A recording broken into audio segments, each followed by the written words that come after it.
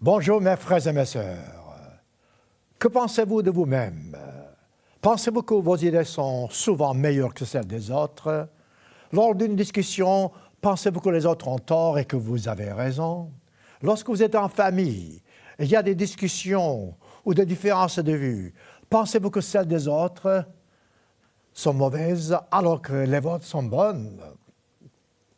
Ce sont des questions importantes car, voyez-vous, chacun de nous, lors d'une conversation, nous avons des différends avec les autres. Et nous pensons souvent que nous sommes meilleurs que les autres, que nos idées sont meilleures que celles des autres. Et en fin de compte, nous ne nous rendons pas compte que nous nous laissons nous dominer par la vanité.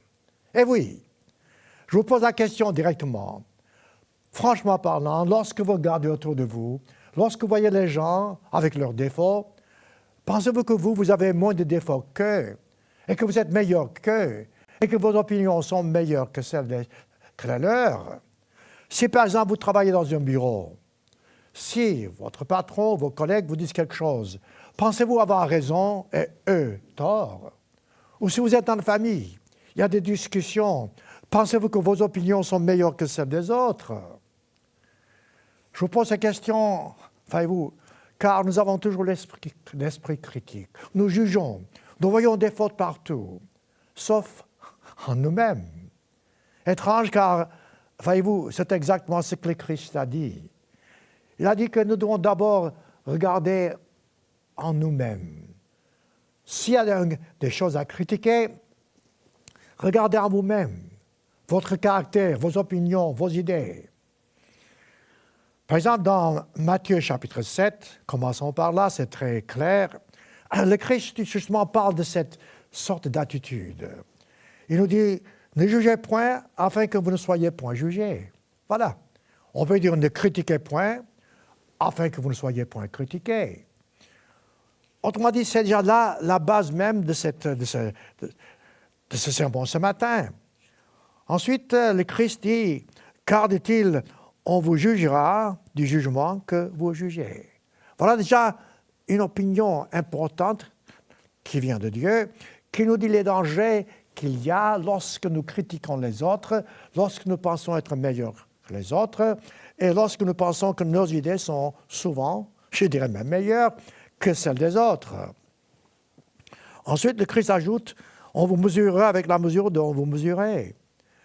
Et là, alors, la fameuse phrase que nous citons souvent, quelque chose que le Christ a dit, verset 3, Matthieu 7, « Pourquoi vois-tu la paille qui est dans l'œil de ton frère et n'aperçois-tu pas la poutre qui est dans ton œil? » Ça, c'est la base.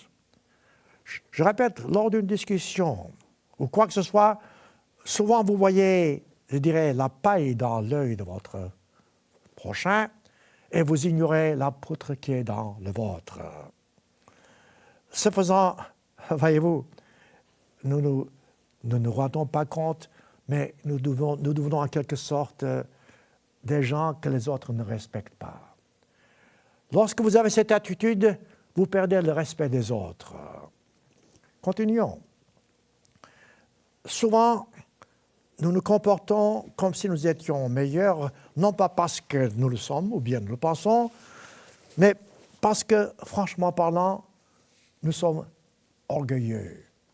Vous direz, orgueilleux, pourquoi? Mais ça, c'est votre nature charnelle, ça, c'est ma nature charnelle. L'esprit de l'homme, le caractère de l'homme est plein de vanité. Donc, la plupart du temps, lorsque nous avons de telles opinions, c'est parce que nous nous laissons guider par la vanité. Comme Salomon a dit, vanité de vanité, tout est vanité. Continuons.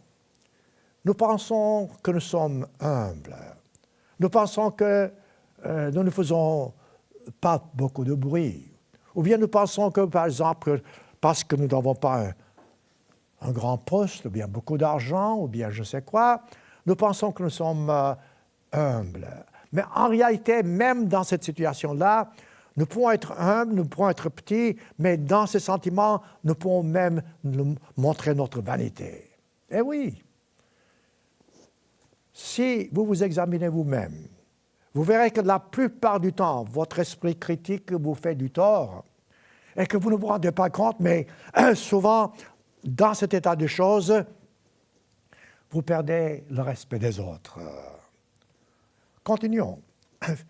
Philippiens chapitre 2, l'apôtre Paul nous donne la clé de sortir de cet état mystérieux, ou bien je dirais malheureux, car c'est un état triste qu'il faut changer. Nous avons tous besoin d'un changement. Ce changement doit venir lorsque nous cessons de critiquer, lorsque nous cessons de regarder la paille dans l'œil de notre frère, de notre prochain, et lorsque nous commençons à nous examiner nous-mêmes. Dès ce moment-là, nous commençons à croître dans la grâce et la connaissance, comme l'apôtre Pierre a dit. Philippiens chapitre 2. Regardez voir la base même de l'attitude qui consiste à respecter, je dirais respecter de façon honnête l'opinion des autres sans considérer souvent ou toujours les vôtres comme étant meilleurs. Philippiens 2, verset 2. Paul a dit, ayez en vous-même, ou bien ayez de tous un même sentiment, un même amour, une même âme, une même pensée. Autrement dit, voyez-vous cette humilité. Ne faites rien, dit-il, par esprit de parti pris ou bien critique. Mais dit-il que l'humilité, la véritable humilité, vous fasse regarder les choses ou les autres comme étant au-dessus de vous-même. Voyez-vous, ce sont des conseils de base, conseils simples si vous voulez.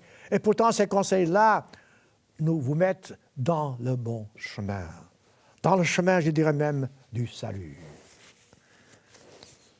Si vous examinez vous-même, vous verrez que la plupart du temps, votre humeur, ou bien vos sentiments, votre état d'âme, pour ainsi dire, dépend de la façon dont vous jugez les autres, de la façon dont vous critiquez les autres, de la façon dont vous pensez que les autres ont tort et que vous avez raison.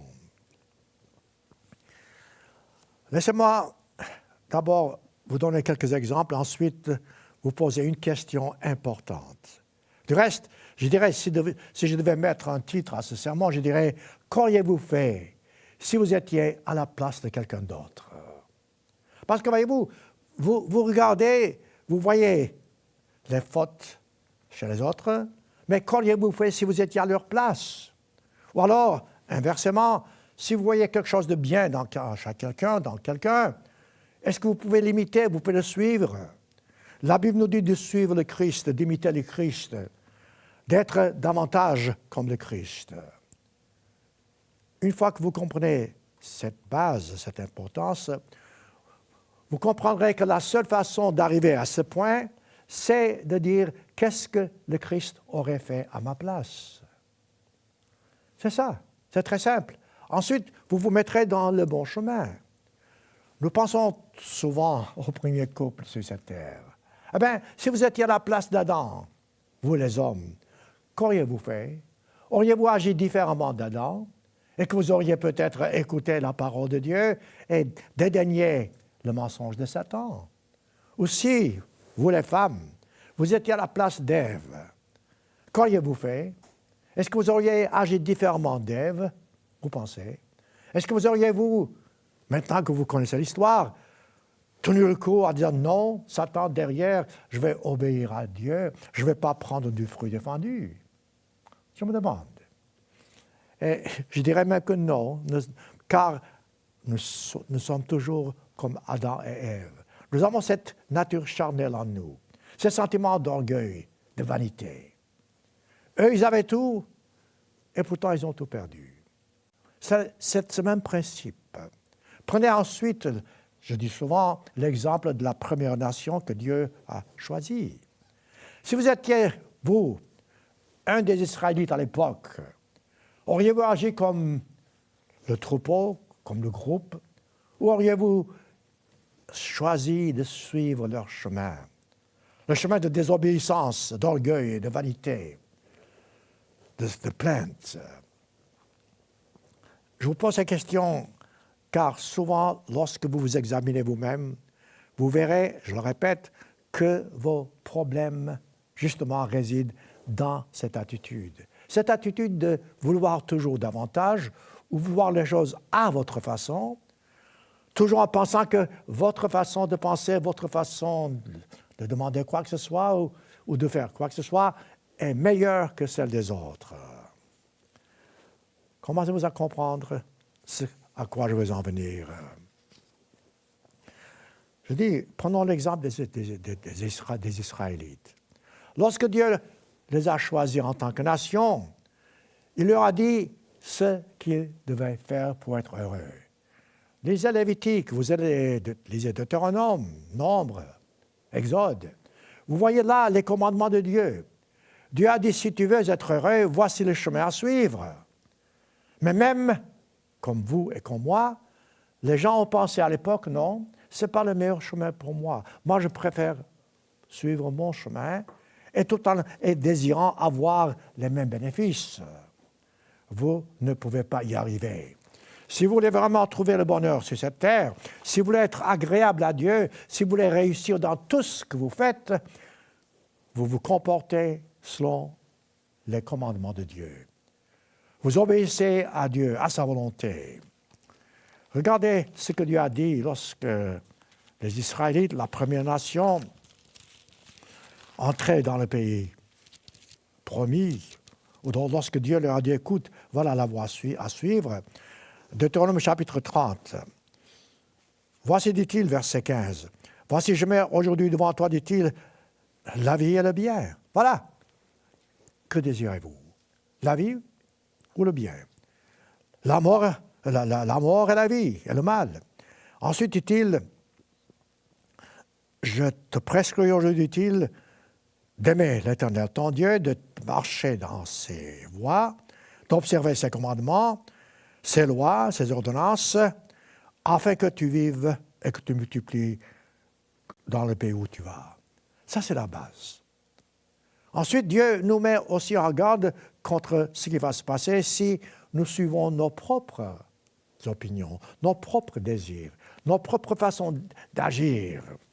Il dit, verset 19, « Je prends aujourd'hui, dit-il, à témoin contre toi le ciel et la terre. Je mis devant toi, il répète, la vie et la mort, la bénédiction et la malédiction, choisis la vie. » Voilà le secret.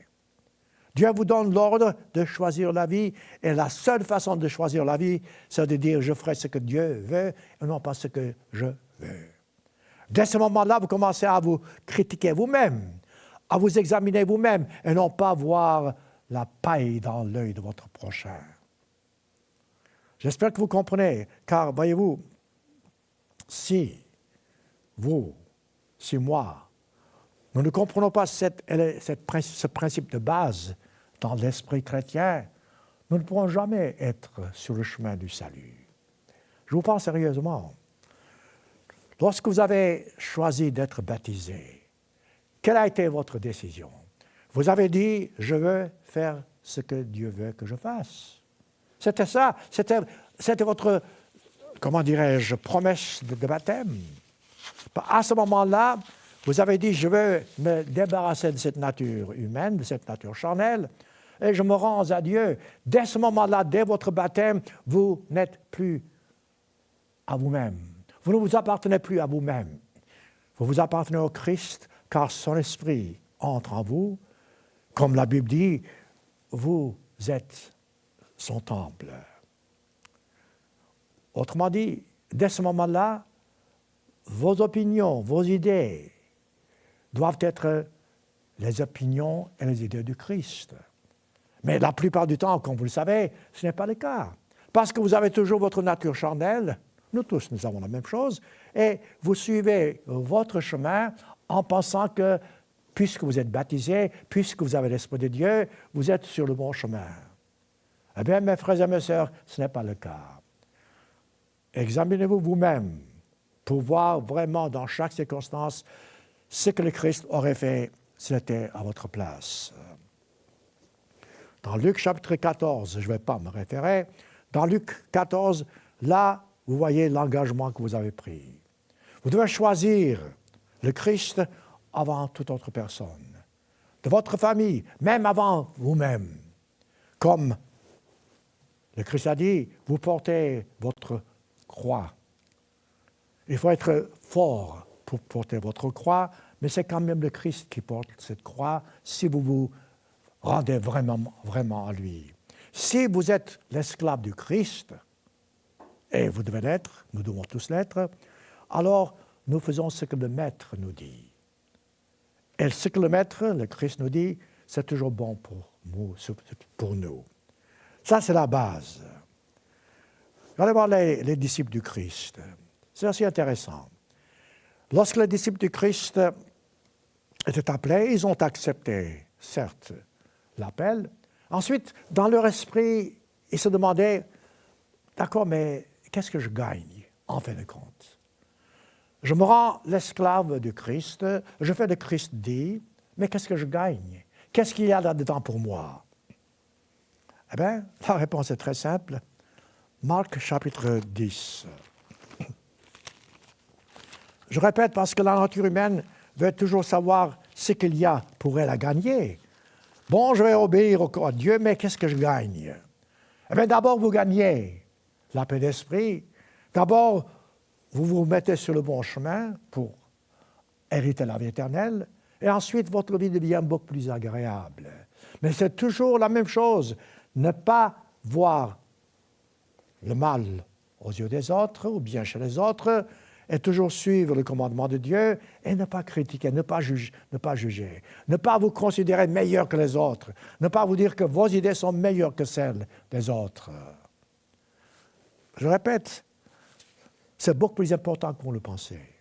Car souvent, examinez-vous vous-même, vous verrez, lors d'une discussion, vous entendez les arguments des autres, mais vous pensez qu'eux n'ont pas vraiment la compréhension que vous avez. Et que si vous deviez choisir, vous choisiriez vos opinions. Et la même chose avec Dieu. J'ai vu beaucoup de gens qui diraient, vous savez, si j'étais Dieu, j'aurais fait le plan de salut différemment. C'est possible, mais c'est que vous n'êtes pas Dieu. Et que Dieu connaît les choses mieux que vous. Le plan divin de salut, c'est le meilleur plan qu'on pourrait choisir. Voilà pourquoi Dieu a passé par le salut, par le baptême, le repentir, etc. Je répète, et je répéterai à nouveau, examinez-vous vous-même et vous verrez comment les choses iront. Ne dites pas qu'est-ce que je gagne, car écoutez, c'est la folie, vous gagnez tout. Revenons aux disciples, comme je viens de dire, Marc chapitre 10. Le Christ ici, auparavant, avait parlé justement, et je vais parler de ça dans quelques instants, d'un riche qui ne voulait pas, je dirais, laisser tomber ses richesses ou bien sa façon de vivre afin de suivre le Christ. Et pourtant, il voulait le suivre. Et le Christ a dit donc, ce n'est pas la façon d'arriver au but. Et les disciples ont vu cela, ils ont dit, mais c'est impossible. Marc 10, verset 27. Le Christ a dit, c'est impossible avec les hommes, mais non avec Dieu. Avec Dieu, tout est possible. Voilà encore une autre assurance. Si vous voyez quelque chose que vous ne pouvez pas faire, que vous n'arrivez pas à faire, bon, mettez votre confiance en Dieu, suivez le chemin qu'il a tracé devant vous. Alors, lorsque les disciples ont pensé que c'était difficile, l'apôtre Pierre a dit justement, verset 28, Marc 10, il dit, bon, voici, nous avons tout quitté, nous t'avons suivi. Autrement dit, qu'est-ce qu'il y a pour nous? C'est la question que vous vous posez, c'est la question que je me pose. Bon, j'ai abandonné ma famille, pour ainsi dire, mon travail, pour ainsi dire. Je me suis privé de beaucoup de choses que j'aurais voulu avoir. Alors, qu'est-ce qu'il y a pour moi? Qu'est-ce que je gagne? Le Christ a répondu, il n'y a personne, dit-il, il n'y a personne, au verset 29, qui, ayant quitté à cause de moi, à cause de la vérité, à cause de Christ, à cause de la bonne nouvelle, l'Évangile, sa maison, ses frères, sa famille, etc., ne reçoivent au centuple. Croyez-vous? Mais vous, voilà, un défi que le Christ vous lance. vous recevrez au centuple ce que vous aurez perdu au moment de votre appel. Et ensuite, dit-il, vous aurez des persécutions. Avec des persécutions, voyez-vous, c'est facile de dire, bon, si je suis chrétien, tout devra être en rose pour moi. Non, vous n'aurez pas la vie en rose en étant chrétien. Ce n'est pas une promesse. Le Christ vous dit que vous aurez des persécutions si vous souffrez à cause du Christ. Et ensuite, dit-il, dans le siècle à venir, la vie éternelle. Alors, vous demandez qu'est-ce qu'il y a pour vous? Eh bien, c'est très simple. Vous aurez tout ce que vous perdez maintenant en centuple de retour. Et certes, vous aurez des persécutions, mais vous aurez la vie éternelle. La vie, la gloire même que le Christ nous a promise. Commencez-vous à comprendre. L'apôtre Paul, qui a beaucoup souffert, écrit dans Romains chapitre 8, un chapitre magnifique. Romains 8, pour moi, c'est l'un des chapitres les plus magnifiques de la Bible. Car ce chapitre couvre presque tout. La façon de vivre, la façon d'arriver au but, la façon de plaire à Dieu, la façon d'avoir confiance en Dieu et la façon de résister au malin ou bien au diable. Ensuite, dans Romains 8, lorsque l'apôtre Paul nous montre qu'il y aura des souffrances, des persécutions en ce bas monde, il dit, verset 18, Romains 8, 18, « J'estime, dit-il, que les souffrances du temps présent, et vous en avez, et j'en ai, ne sont rien à comparer à la gloire à venir qui sera révélée pour nous. » Alors, la question est toujours la même. Qu'est-ce qu'il y a pour moi si je fais ce que le Christ dit? D'abord, vous aurez l'esprit tranquille, vous aurez la joie de vivre, mais vous aurez toujours des persécutions, vous aurez toujours votre nature charnelle qui va vous jouer des tours, des trucs. Que s'est-il passé de nos ancêtres? Nos ancêtres ont eu ces mêmes instructions que nous avons aujourd'hui de par la Bible et sont détournés de Dieu. À un moment donné, il y avait un d'eux, Josué, prenons Josué chapitre 24, il a pris une décision fantastique. Une décision que nous devons tous prendre, car voyez-vous, ça c'est la base même de ce que je vous dis. Josué a vu le chemin que le peuple avait pris. Josué a constaté que ces gens, malgré leur connaissance, se sont détournés de Dieu. Et à un certain moment, tout le monde faisait ce qui lui semblait bon. Alors, quelle a été l'attitude de Josué? Josué 24.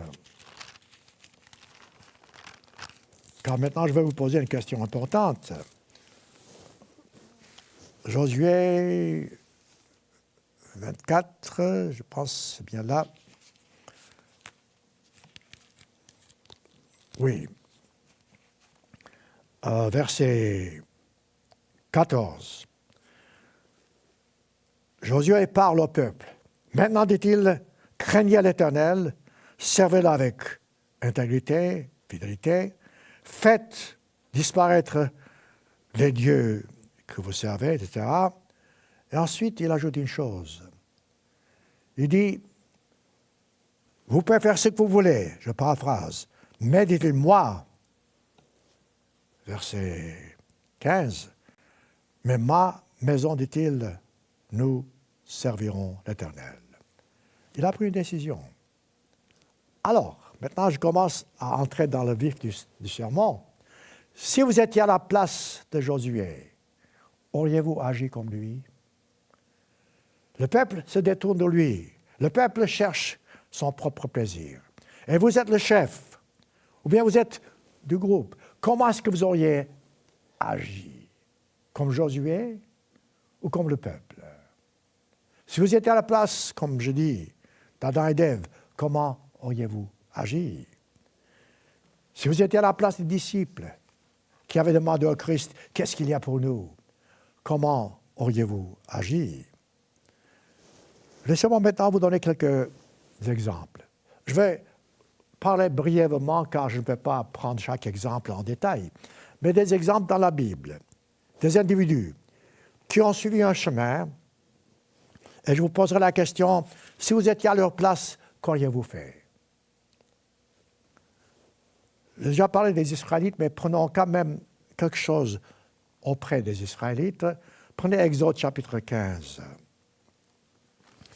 Si vous étiez dans ce groupe qui a faim, qui a soif, et à qui Dieu avait dit, bon, je vais vous conduire dans la terre promise, et vous voyez que non, vous n'êtes pas sur le chemin de la terre promise, vous souffrez, vous n'avez rien à manger, vous n'avez rien à boire, vous vous plaignez. Alors, si vous étiez dans le groupe, auriez-vous agi comme eux? Ou bien auriez-vous agi comme ce que vous pensez maintenant être la bonne voie? Les gens, déjà, Exode 15, la première chose qu'ils ont fait dès qu'ils sont sortis d'Égypte, ils n'avaient rien à boire, voilà qu'ils se sont détournés de Dieu. L'esprit critique vous empêche de vous approcher de Dieu. Ensuite, un peu plus loin, chapitre 16, je dis, je vais prendre seulement les points saillants ici, je n'ai pas le temps. Ici, dans Exode 16, prenez le temps de lire. Eux, ils n'avaient pas de viande. Ils voulaient la viande. Alors, chaque fois qu'ils n'étaient pas contents, ils voulaient revenir en arrière. Si vous étiez à leur place, auriez-vous toujours dit, bon, je vais revenir en arrière, retourner à ce que j'ai vomi? Voilà la question. C'est comme ça que vous pouvez comprendre la Bible. Donc Dieu a eu pitié d'eux, il leur a donné la manne, une nourriture qui était meilleure que celle que les hommes ne pourraient jamais se donner à eux-mêmes. Mais il a posé une condition. Verset 4, Exode 16. L'Éternel dit à Moïse, voici, dit-il, je ferai pleuvoir pour vous du pain du haut des cieux. Le peuple sortira, voilà le commandement.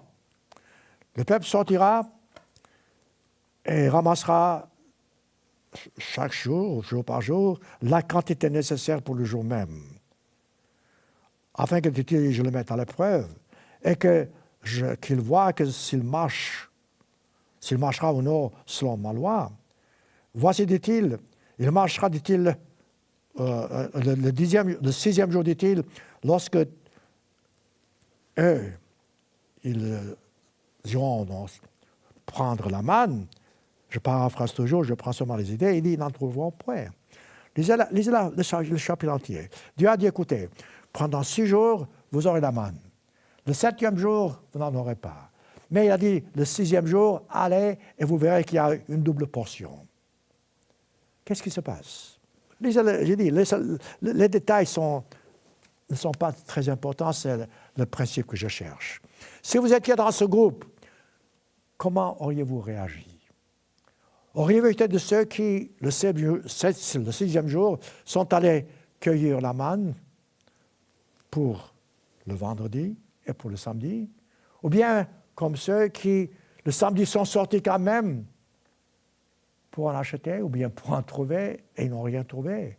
Ou bien ils voulaient ramasser trop et ça a pourri.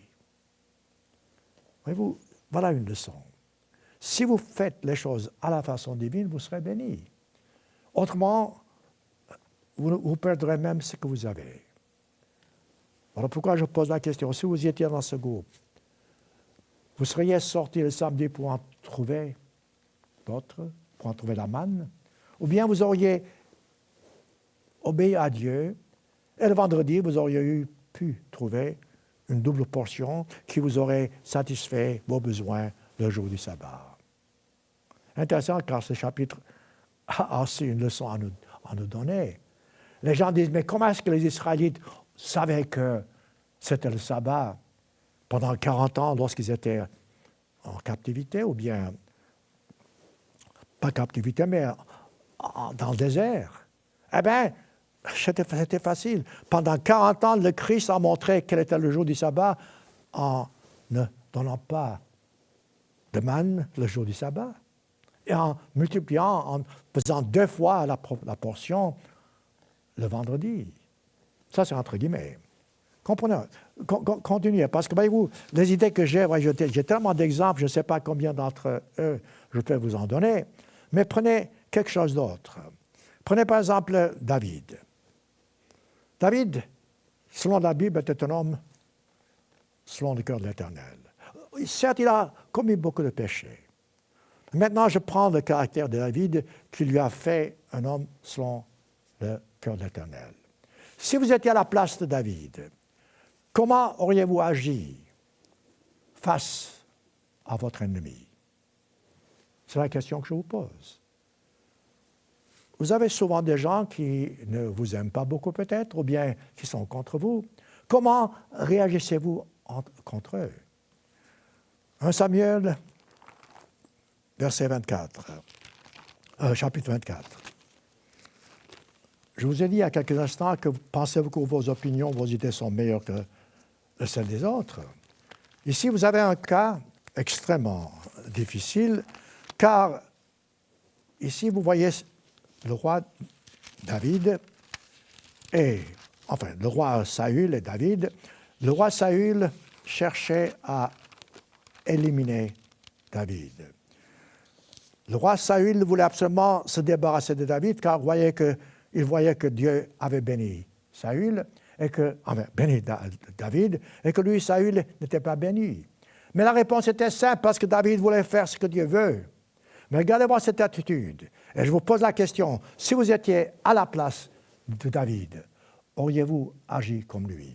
Notez-le. Saül est après David. Saül cherche à le tuer. Et voilà que l'occasion se présente pour David de tirer vengeance. 1 Samuel, chapitre 24. David donc était... je paraphrase dans le nouveau, n'est-ce pas? Il a enfin pu rencontrer Saül et dans une cave. Et voici donc les hommes de David lui disent, écoute, tous tes ennemis, Saül, tous sont maintenant à ton merci. Je paraphrase. Il dit, écoute, c'est l'occasion, voici le jour arrive, verset 5, voici le jour, dit-il, où l'Éternel l'a dit, je livre ton ennemi entre tes mains. Voyez-vous, ils lisent quelque chose. Ils lisent dans la Bible quelque chose qui n'est pas le cas. Dieu a dit, bon, je vais te livrer Saül entre tes mains, mais pas comme selon la façon que les hommes cherchent. Les hommes avaient l'occasion, ils ont dit, sautons dessus. Pourquoi ce n'était pas la voix divine d'agir ainsi? Vous verrez dans un instant. Donc, c'est le moment, dit-il, verset 5, 1 Samuel 24, où Dieu a dit que je te livre ton ennemi. Alors, David se leva et coupa doucement le pan du manteau de Saül, après quoi il a eu un remords. Il a dit, tiens, je suis coupable. Il dit, je n'ose pas, je paraphrase toujours, je n'ose pas lever la main contre l'Éternel, contre loin de l'Éternel. Verset 6, verset 7, que l'Éternel, dit-il, me garde de commettre une telle action que de porter ma main sur lui, car il est loin de l'Éternel. Regardez-moi cette attitude. Saül était dans ses torts. David avait raison. Lorsque le moment est venu, humainement parlant, d'attaquer Saül, David n'a pas fait, car il a dit non, c'est loin de l'Éternel. Il est mon chef, je n'ai pas le droit. Il faut que Dieu se charge de cette mission. Alors, commencez-vous à comprendre, si vous étiez à la place de David, comment auriez-vous agi? Auriez-vous tiré vengeance? Auriez-vous tué Saül? Auriez-vous dit, voilà, l'occasion se présente, voir les choses comme les hommes voient ou bien voir les choses comme Dieu voit? C'était en quelque sorte, vous savez, une épreuve pour David. Dieu pouvait facilement laisser David faire à sa tête et David se serait débarrassé de Saül, mais ce n'était pas la façon de faire les choses. Dieu appelle David selon son cœur, car David a fait ce que Dieu aurait fait. Ne pas tirer vengeance et ne pas vraiment éliminer ou porter la main sur quelqu'un qui est au-dessus de vous. Voilà une leçon. Je ne sais pas, je continuerai, mais c'est ça, c'est toujours la question. Si vous étiez à sa place, qu'auriez-vous fait? Cela vous donne une petite idée où vous en êtes aujourd'hui. Prenons un autre exemple. Je répète, ce sont des exemples, je prends seulement les grandes lignes. Vous n'avez qu'à lire le reste. Voilà pourquoi parfois je saute les versets, parce que c'est l'idée qui m'intéresse. Prenez l'exemple de 2 prophètes. 1 Roi chapitre 13. Fascinant comme exemple. Ici, vous avez une mission que Dieu a confiée à un prophète. Bon. Et le prophète savait fort bien, lorsque vous lisez 1 Roi chapitre 13, vous savez fort bien que le prophète savait ce qu'il devait faire. Dieu avait dit à ce prophète, écoute, voilà ta mission. Lisez le chapitre entier vous-même plus tard. Voilà la mission. Tu t'occuperas de cette mission et tu ne vas pas faire des détours. Bon, qu'est-ce qui se passe? Le prophète va auprès du roi qui était malade, il le guérit, etc. Le roi lui dit, écoute, reste avec moi et je te récompenserai, au moins passe une nuit. Quelle a été la réponse que l'homme de Dieu, le prophète, a dit? 1 Roi chapitre 13, verset 6. L'homme de Dieu implora l'Éternel, le roi donc put retirer sa main, l'homme a été guéri.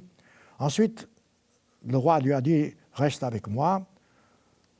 Et l'homme de Dieu a dit non. Verset 8. Et il a dit, quand tu me donnerais la moitié de ta maison. Regardez-moi ça. C'est assez tentant. Avoir la moitié de la maison du roi, eh bien, c'est assez tentant. Il dit, je n'entrerai pas dans ta maison avec toi. Je ne mangerai point de pain. Je ne boirai point d'eau dans ce lieu. Pourquoi? Car cet ordre m'a été donné par la parole de l'Éternel. Dieu avait dit, tu ne mangeras point, verset 9, point de pain, tu ne boiras point d'eau, tu ne prendras pas à ton retour le même chemin par lequel tu serais allé.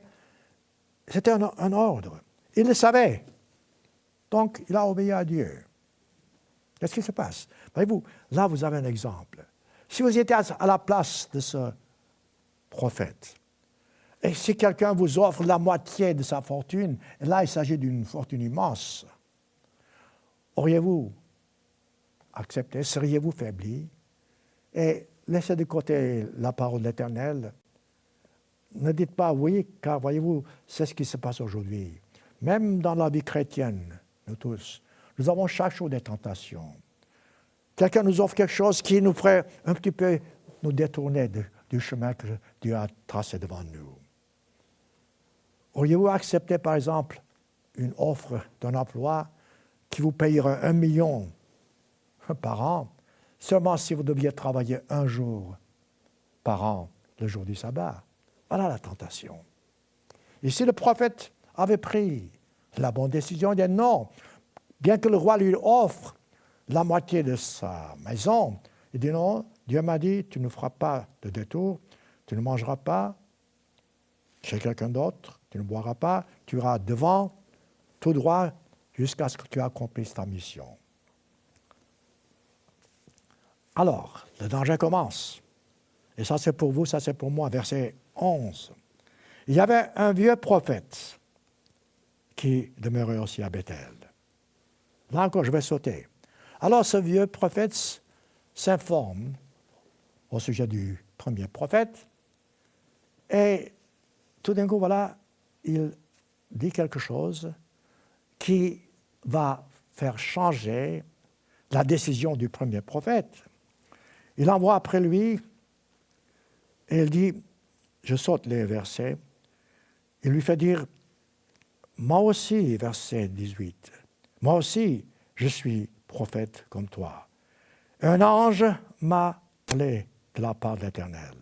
Elle m'a dit, ramène-la avec toi dans ta maison, et qu'il mange du pain et boive de l'eau. Il lui mentait. Voilà le problème. Voyez-vous, jusque-là, le premier prophète avait pris la bonne décision. Il a rejeté, il a décliné l'offre du roi. Et voilà qu'il y a un autre prophète qui mentait. Il était prophète, d'accord, mais il mentait. Et que ce premier prophète a changé d'idée, a désobéi à Dieu à cause du mensonge. Mais là, vous, même, comme l'apôtre Paul a dit plus tard dans Galates, même si les anges vous faisaient détourner de l'Évangile, qu'il soit anathème, vous restez solide. Si vous connaissez la volonté de Dieu, vous ne vous laissez pas séduire par n'importe qui, y compris un autre ministre, y compris un autre prophète. Ça, c'est la leçon. Je vous pose la question. Si vous étiez à la place de ce premier prophète, auriez-vous agi comme lui? Ou alors, vous auriez dit non, comme il avait du reste lui-même avec le roi, non, je n'irai ni à gauche ni à droite jusqu'à ce que j'accomplisse ma mission. On n'avait qu'à lire l'histoire, le reste. Dieu a puni le premier prophète parce que le premier prophète n'avait pas écouté la parole de Dieu. Ce premier prophète a été dévoré par un lion. Et Dieu aussi a puni le deuxième prophète, on n'avait qu'à lire le reste. Voyez-vous, ce sont des exemples que nous lisons souvent sans faire trop attention, peut-être. Mais le fait est que, écoutez, lisez la Bible et tâchez de comprendre que chaque exemple que vous voyez, c'est pour vous donner une leçon, pour vous enseigner la voie à suivre. Prenons un autre exemple. Il y a tellement, je vous dis, je ne sais pas où m'arrêter. Prenons l'exemple des trois Hébreux dans Daniel chapitre 3. Ça, c'est fantastique. C'est un des chapitres les plus beaux dans la Bible parce que vous pouvez voir ces trois hommes, trois Hébreux, qui avaient un poste important auprès du roi. Et ensuite, le roi leur dit, à cause des autres qui étaient jaloux, ceux qui ne croyaient pas en Dieu ont incité afin que le roi punisse ces trois Hébreux qui obéissaient à Dieu et non pas à leurs coutumes charnelles ou bien païennes. Alors, ils forcent le roi, pour ainsi dire, à décréter une loi, comme quoi le roi, c'est Nebuchadnezzar, devait construire une statue d'or et que tout le monde devait l'adorer. Je paraphrase, le reste, c'est peu important pour moi. Voilà maintenant que vous avez un ordre qu'il faut adorer une statue d'or à la place d'adorer Dieu. Autrement, on vous coupe la tête. Eh bien, ce n'est pas facile. Qu'est-ce que vous auriez fait à leur place? Ces trois Hébreux, ils avaient un choix entre la vie et la mort. Qu'est-ce qu'ils ont choisi? Ils ont continué à ne pas adorer la statue d'or. On a regardé le reste de l'histoire, les gens se sont allés auprès du roi et ont dit, voilà ces trois Hébreux n'obéissent pas, qu'est-ce qu'il faut faire? Le roi les a appelés. Alors, je pense que je peux prendre ici Oui, verset 15, Daniel 3, verset 15. Alors, le roi leur parle et il dit,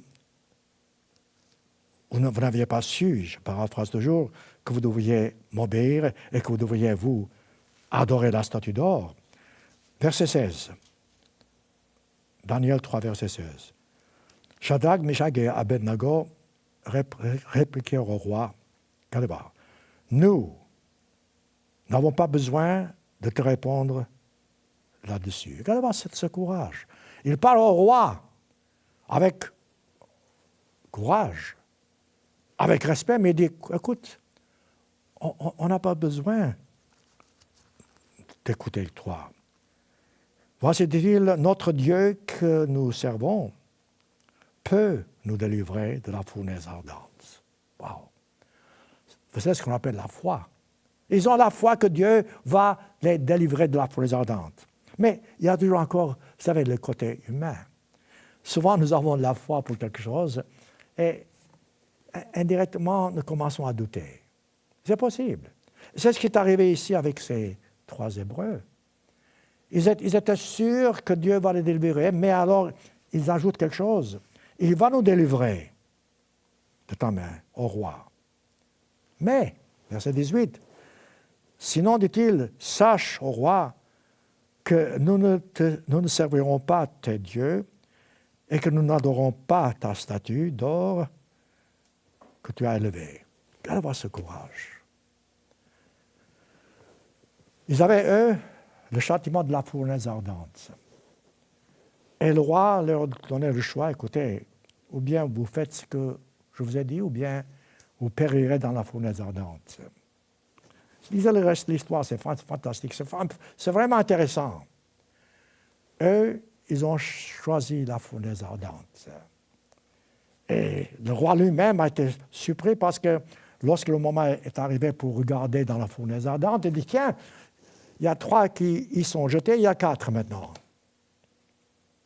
4e, c'était le Christ, ou un ange de Christ. Qu'est-ce qui se passe? Les 3 Hébreux n'avaient pas perdu leur vie. Et pourtant, leur foi les a amenés jusqu'à l'intérieur de la fournaise ardente. Voilà jusqu'où votre foi doit aller. Souvent, vous et moi, nous abandonnons car nous disons, c'est fini, il n'y a plus d'espoir. Dès que vous dites, il n'y a plus d'espoir, vous vous trompez. Avec ces 3 Hébreux, où est-ce que l'espoir s'arrêtait? Dans la fournaise ardente. Voilà comment Dieu agit les choses. Alors je vous pose la question, mes frères et mes sœurs. Si vous étiez à la place de ces 3 Hébreux et que quelqu'un vous menaçait à cause de votre religion, quelle aurait été votre attitude? Qu'est-ce que vous auriez choisi? Vous savez, le moment viendra, peut-être dans quelques années, où nous aurons de telles épreuves, vous et moi. Lorsque nous devrons choisir entre Dieu et les lois des hommes. Et nous devrons payer notre vie s'il le faut, si nous choisissons la voie humaine. Ce sont des exemples qui nous sont donnés, qui nous servent de leçon.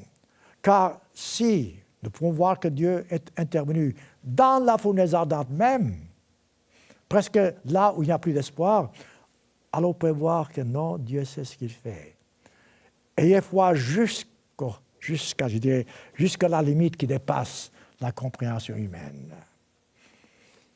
Et ces 3 Hébreux ont été bénis. Ensuite, le roi lui-même, à cause d'eux, s'est converti entre guillemets. Je vous pose la question. Si vous étiez à leur place, comment auriez-vous réagi? Examinez votre vie vous-même maintenant.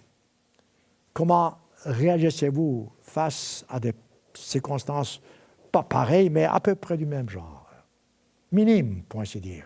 Mais si aujourd'hui, vous ne pouvez pas, vous, aujourd'hui, suivre la voie divine dans des petites épreuves que vous avez, comment pourriez-vous réagir et faire la volonté de Dieu lorsque les moments difficiles seront devant vous? Et ces moments difficiles arriveront, je vous en garantis, selon la Bible. Alors un peu plus loin, puisque nous parlons de Daniel. Prenez Daniel lui-même, chapitre 6. Là encore, un autre cas intéressant. Daniel est monté dans le trône du roi Darius, très haut. Il était très bien vu. Il était presque le second du roi. Et les gens autour de lui étaient jaloux de lui. Ils cherchaient, lisez encore Daniel 6, vous verrez, ils cherchaient toutes sortes de raisons pour blâmer Daniel. Il n'en trouvait aucune. C'est ce que la Bible dit. Il ne peut pas trouver quelque chose qui ne soit pas juste auprès de Daniel. Alors, ils ont dit, bon, la seule chose qu'on puisse faire, c'est de trouver quelque chose de faux ou mal à sa religion. Et c'est ce qui s'est passé. Ils ont forcé le roi, pour ainsi dire, à décréter que dorénavant, tout le monde va prier au roi même et non pas à l'Éternel Dieu. Intéressant. Vous avez Daniel, presque le second dans l'Empire, en tant que responsable. Il se trouve maintenant devant une situation presque impossible. Il faut qu'il, lui, prie, non pas à l'Éternel Dieu, mais au roi.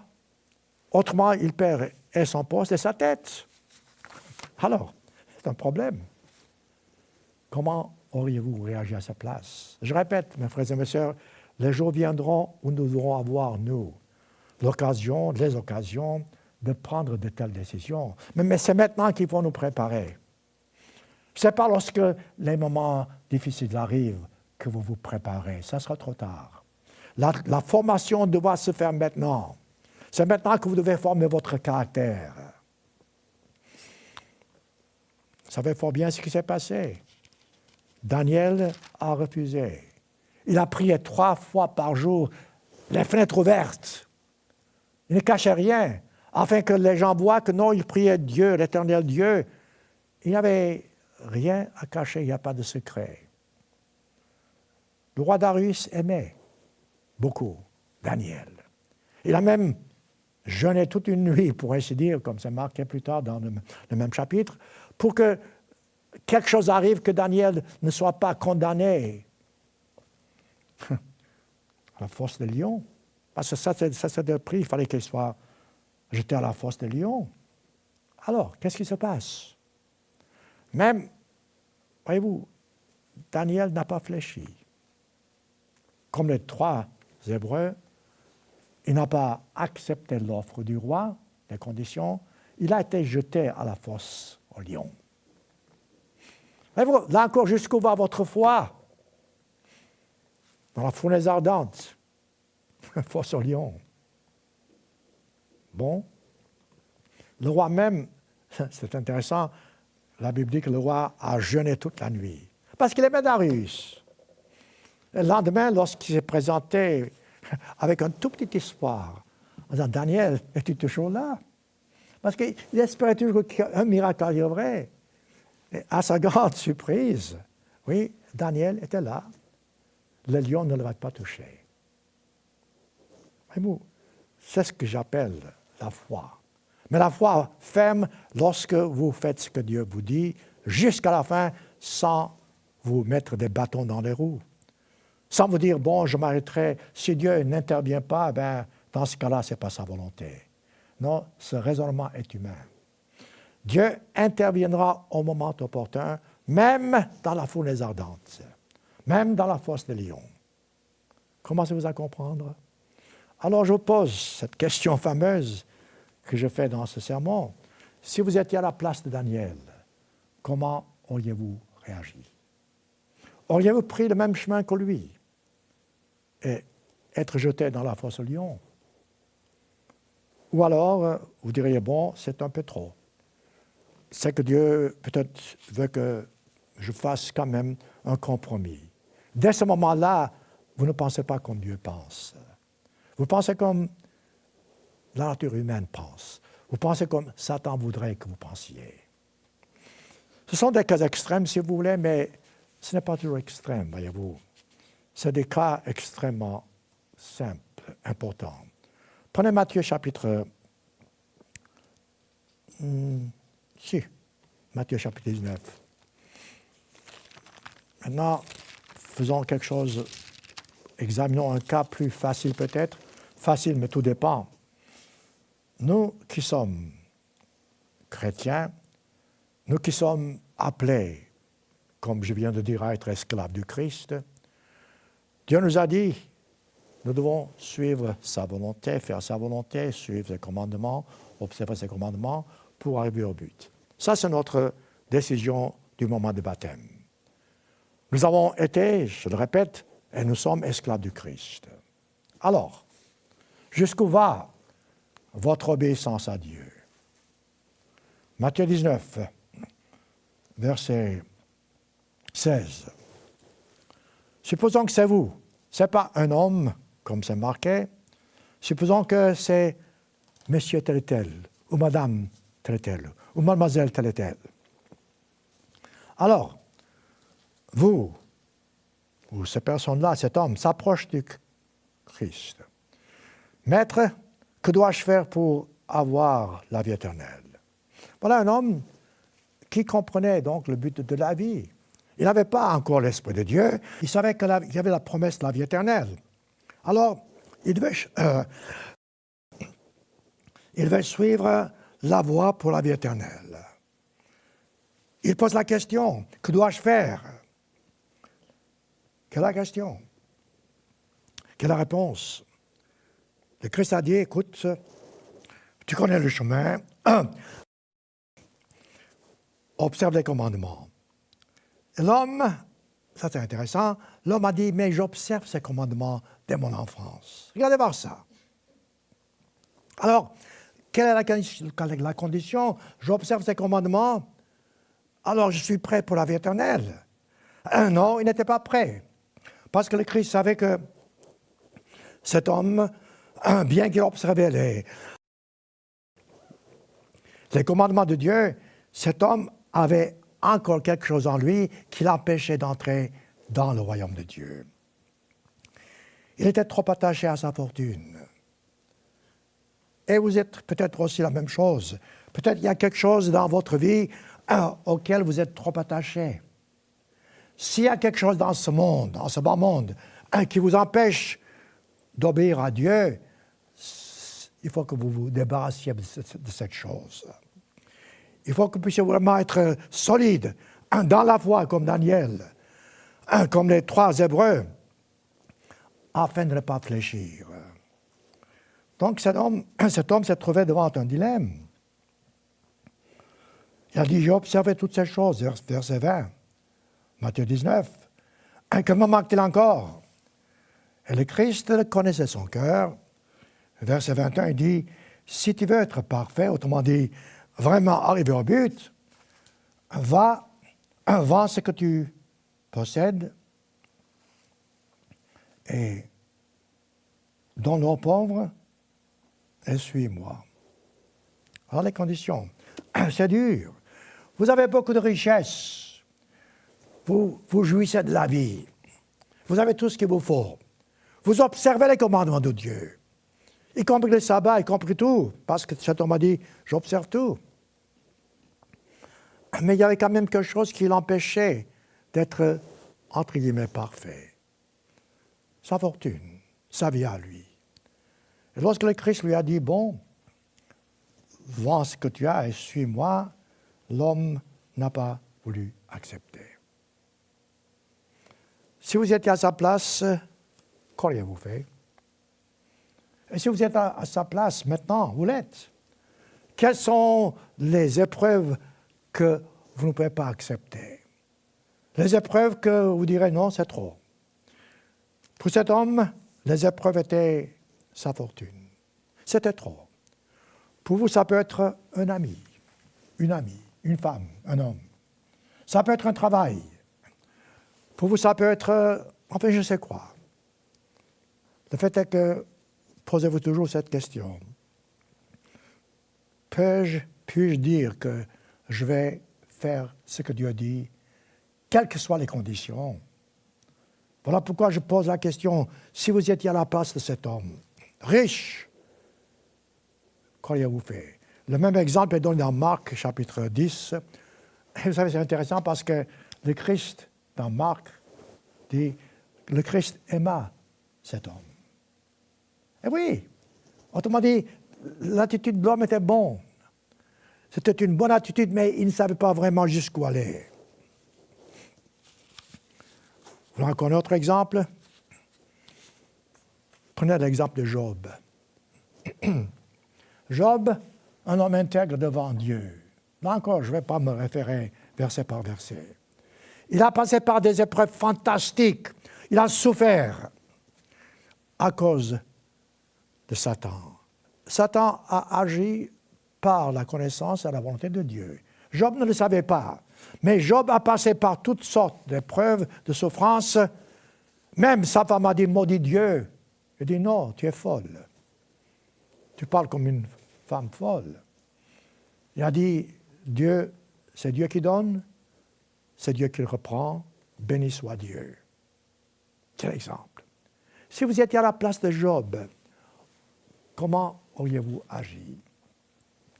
Auriez-vous agi comme lui, en disant c'est Dieu qui donne, c'est Dieu qui reprend? Ou alors, vous auriez pris le chemin facile. Autrement dit, abandonner la voie divine, abandonner Dieu et suivre vos penchants charnels. Prenons encore un autre exemple. Je dis, j'en ai plein. Luc chapitre 10.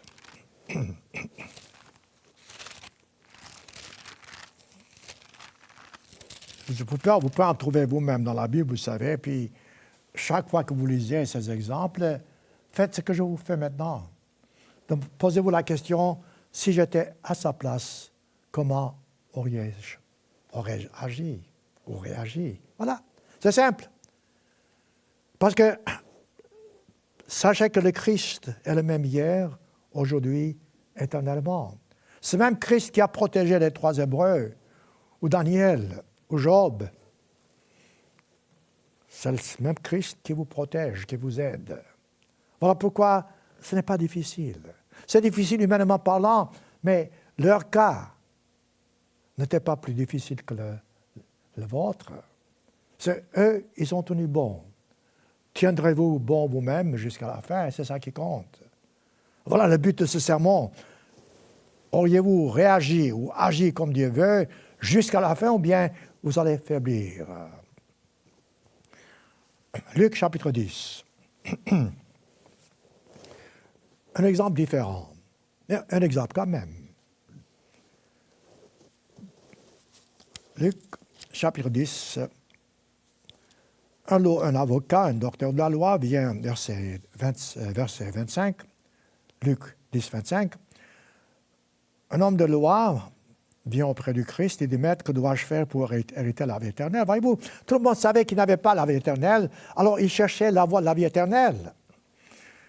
Et le Christ a répondu, comme il a fait dans le cas du jeune homme, tu observeras, etc., tu aimeras Dieu de tout ton cœur, de toute ta force, de toute ton âme, et tu aimeras ton prochain comme toi-même. Alors là, un petit problème surgit. Alors cet homme-là, je ne sais pas si c'était honnête ou non, mais il dit, qui est mon prochain? Alors, on cherche des excuses. Parfois, on prétend ne pas comprendre la Bible. Alors, puisque je ne comprends pas, Dieu va me pardonner. Non, ne vous faites pas de telles idées. Bon, cet homme au moins a posé la question, qui est mon prochain? Le Christ lui a répondu, comment? Il prend un exemple. Il dit, un homme, dit-il, verset 30, un homme descendait à Jérusalem, de Jérusalem à Jéricho, tomba, dit-il, au milieu des brigands, et ils le dépouillèrent. Ensuite, il donne l'exemple de 3 individus qui passent outre. Il y a un sacrificateur d'abord, qui par hasard passait par là. Ayant vu cet homme, il passa outre. Si vous étiez à la place de ce sacrificateur, qu'est-ce que vous auriez fait? Seriez-vous arrêté pour aider l'homme? Ou bien vous ferez comme ce sacrificateur-là?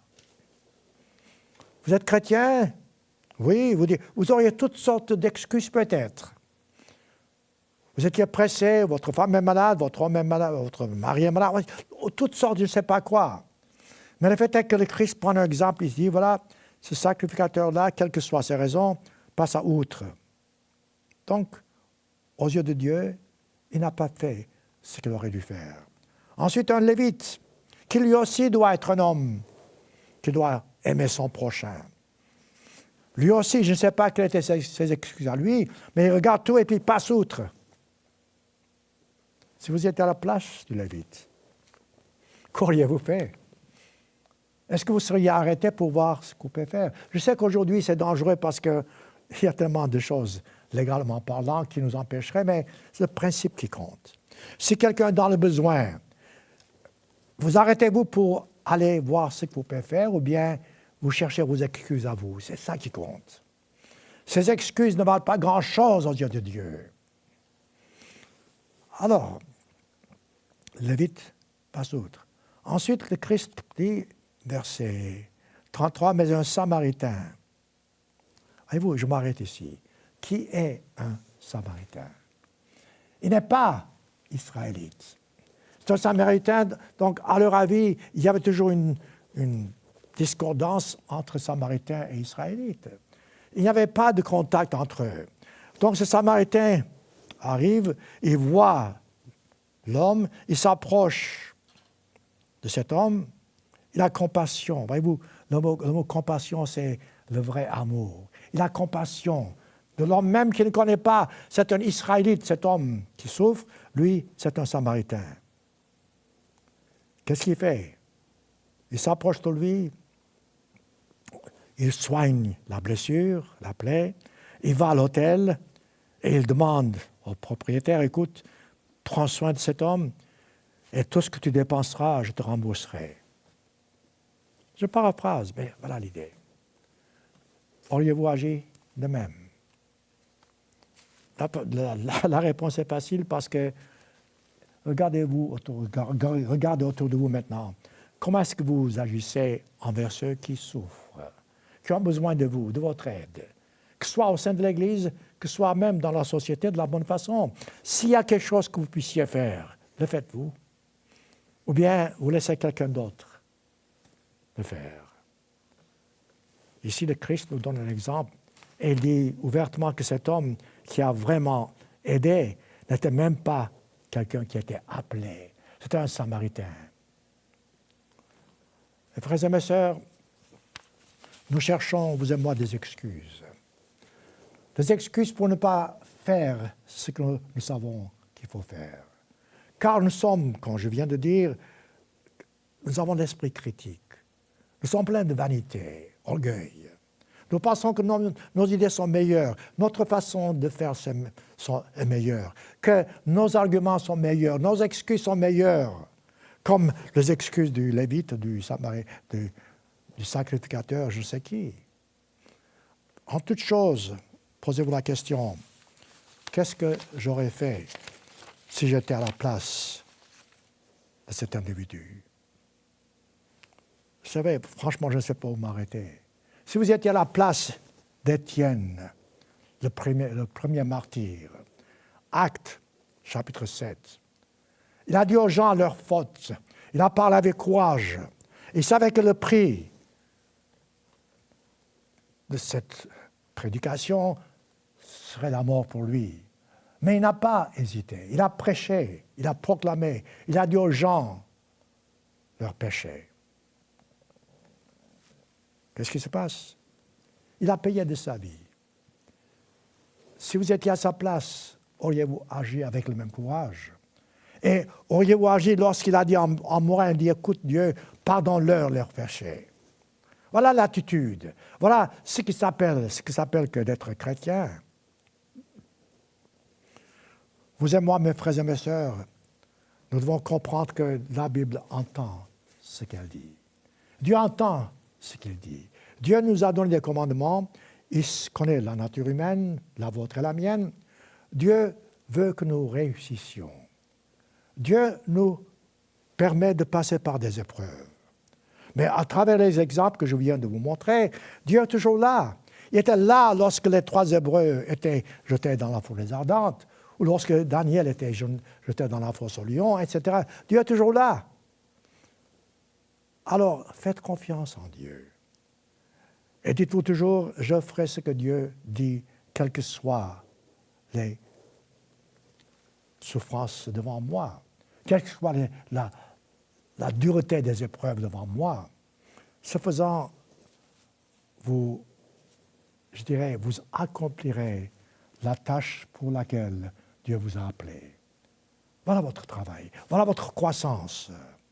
Voilà pourquoi le Christ a dit, en terminant, dans Matthieu chapitre 4, verset 4, « L'homme ne vivra pas de pain seulement, mais de toute parole qui sort de la bouche de Dieu. » Ce que je viens de vous montrer, c'est toute parole qui sort de la bouche de Dieu. Chaque jour, vous aurez des épreuves. Chaque jour, j'aurai des épreuves. Chaque jour, nous aurons des cas plus ou moins graves ou importants. Chaque jour, nous devons nous mettre à la place de l'individu, ou bien de nous-mêmes, ou bien des exemples que je viens de donner, et nous demander si le Christ était à ma place, comment aurait-il réagi? Et maintenant, je vous pose la question en terminant. Si vous étiez à la place de ces personnes que j'ai citées, comment auriez-vous réagi? De votre réponse, vous savez si vous êtes vraiment sur le chemin du salut.